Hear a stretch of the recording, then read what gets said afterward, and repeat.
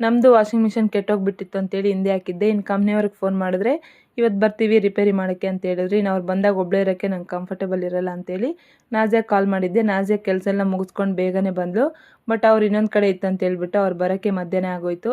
ಇನ್ನಿವತ್ತು Saturday, ಮಕ್ಕಳು ಕೂಡ ಬೇಗ ಬಂದರು. ಅವ್ರಿಗೆ ತಿನ್ನೋಕೆ ಏನಾದರೂ ಮಾಡೋಣ ಅಂತ ಹೇಳ್ಬಿಟ್ಟು ಶಾವಿಗೆ ಪಾಯಸ ಮಾಡಿದ್ದೆ. ಮತ್ತು ನಾನು ಸ್ವಲ್ಪ ದಿನದಿಂದೆ ಸೇಮಿಯಾಗೆ ಕಸ್ಟರ್ಡ್ ಪೌಡ್ರೆಲ್ಲ ಹಾಕಿ ಮಾಡೋದು ನೋಡಿದ್ದೆ. ಅದನ್ನು ಸ್ವಲ್ಪ ಟ್ರೈ ಮಾಡೋಣ ಅಂತೇಳಿ ಮಾಡಿಟ್ಟಿರೋದ್ರಲ್ಲಿ ಒಂದು 3/4 ಭಾಗ ಎತ್ತಿಟ್ಟು ಎಕ್ಸ್ಪೆರಿಮೆಂಟ್ ಮಾಡೋಕ್ಕೆ ಒಂದು 1/4 ಭಾಗ ಮಾತ್ರ ಕಸ್ಟರ್ಡ್ ಪೌಡ್ರ್ ಹಾಕಿ ಟ್ರೈ ಮಾಡಿದ್ದೆ. ಮುಂದೆಯಿಂದ ಬರುತ್ತೆ ನೋಡಿ, ಇಲ್ಲಿಂದ ನನಗೇನೋ ಟೇಸ್ಟ್ ಅಷ್ಟು ಡಿಫ್ರೆನ್ಸ್ ಏನು ಅನಿಸಿಲ್ಲ. ಬಟ್ ನಾಜಿಯಾ ಐಸ್ ಕ್ರೀಮ್ ತಿನ್ನೋ ಥರ ಅನಿಸುತ್ತೆ ಅಂತ ಹೇಳಿದ್ಲು. ಇನ್ನು ನಮ್ಮದು ಮೇನ್ ಹೋಗಿದ್ದೆ ಡ್ರಮ್ ಹೋಗ್ಬಿಟ್ಟಿತ್ತು. ಅವರು 1.5 hour ಎಲ್ಲ ಕೂತ್ಕೊಂಡು ಪಾಪ ಎಲ್ಲ ಕೆಲಸ ಮಾಡಿಕೊಟ್ರು. ನಾವಿರೋ ಕಡೆ ಉಪ್ಪು ನೀರು ಜಾಸ್ತಿ ಬರೋದ್ರಿಂದ ಈ ಥರ ಡ್ರಮ್ ಬೇಗ ಹಾಳಾಗುತ್ತಂತೆ.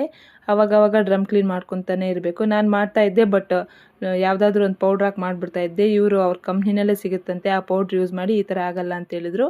ವಿಡಿಯೋ ಇಷ್ಟ ಆದರೆ ಲೈಕ್ ಮಾಡಿ, ಫಾಲೋ ಮಾಡಿ. Thank you.